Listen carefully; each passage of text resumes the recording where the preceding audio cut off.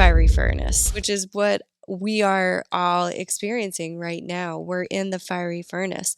So many things about this story about King Nebuchadnezzar, Babylonian, Chaldean king. There's this moment where King Nebuchadnezzar hears that there are these three Hebrew children who are not bowing to his statue. And he brings them in and he gives them one final shot.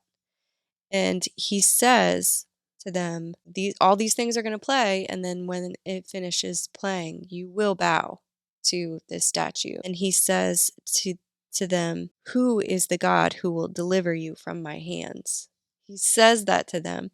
And then they say to him, we're not going to bow.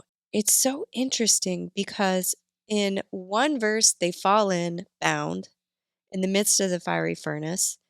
And then 2 verses later, King Nebuchadnezzar says, I see 4 men loose walking in the midst of the fire. And I feel like that's where we are now. We're bound, constricted. We're being asked to bow to all these things that are not acceptable, and we will not bow. We will not. And then in the next verse, he sees these men loose inside of the fiery furnace. They saw these men on whose body the fire had no power.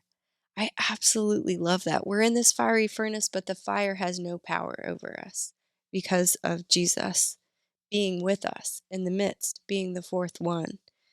Nebuchadnezzar says, there is no God who can deliver like this. So I think everything that we see that is going on, it's not going to avail. It's not going to win. That the world is going to say, like this year, there is no other God who can deliver like this.